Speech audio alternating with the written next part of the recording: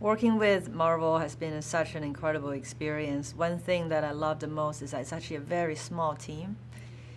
There's a very small team, and a lot of big decisions are made one takes away with 2 to 3 people, and that has been incredible. And I think they really created a bubble for me to be safe and to play. And if I want to fly, they gave me wings, but if I fall, I know they're gonna catch me. So having that safety net really allowed me to take a lot of risks.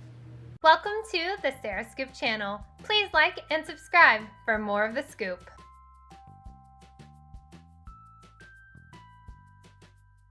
With the comic, what Jack Kirby has created, the story of the Eternals, existed sort of on the peripheral of all these popular characters at the time. And I think he was trying to tell a really big, cosmic, and universal story, but through these very intimate moments between individuals. And I love that aspect of the way he tells stories. And that's how the vision of Eternals was inspired.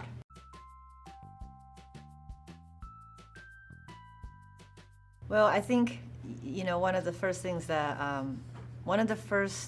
things I pitched to Marvel was a William Blake poem. And that poem tells us that you can find the endless beauty and meanings of the cosmos in the smallest things on the planet.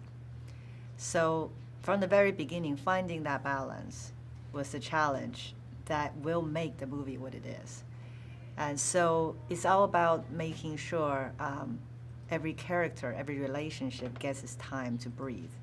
And the shots gets to breathe because audiences are able to, not necessarily depending on the fancy camera moves, but discovering what's within the frame and make their own conclusion of what's this character's relationship with the world they're living in. Because the film is so much about our relationship with the planet and with ourselves.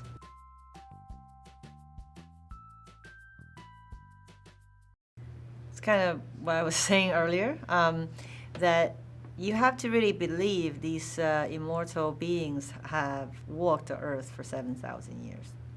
In order to do this kind of wide-angle, longer takes with deep focus, shooting on the stage, you will run out of frame very quickly.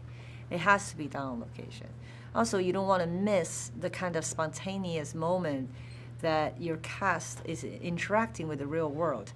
And you have limitation of the real world, which is time of day, weather, things like that. That's what makes us human, and to humanize immortal characters, if you put them all on the stage, it's a very difficult thing to do.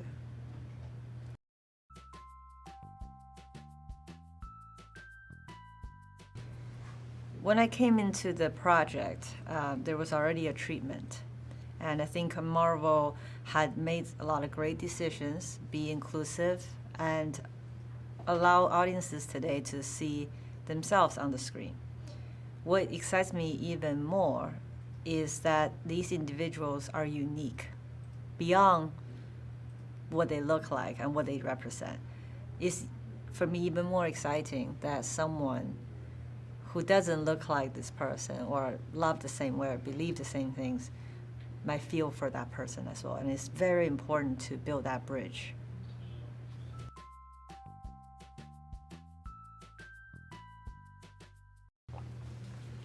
I work with 2 brilliant women, Eve Stewart and Sammy Shelton, our production designer and costume designer. One of the very first things we ask ourselves is that why are they here? Is it military? Is it missionary? We really want the story to inspire the design. We also did a lot of backtracking. We looked at every culture we can think of, symbols that they consider sacred, colors that had inspired in their religious art, and try to backtrack to imagine if those things were our interpretation of what we saw if those 10 had walked the earth from the beginning.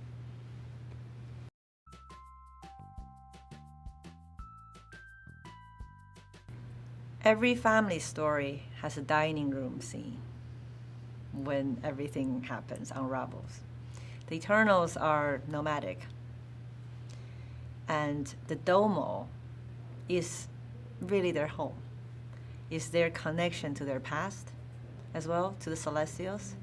And building the Domo, we really thought about, let's not contemplate the greatest technology in the universe, which is the celestial technology, with what we understand as humans. Wires, computers, screens, no. The most advanced technology in the universe, I think a lot of people have predicted, will look as close to nature as possible in the shape of minerals. And so that was a fun thing to play.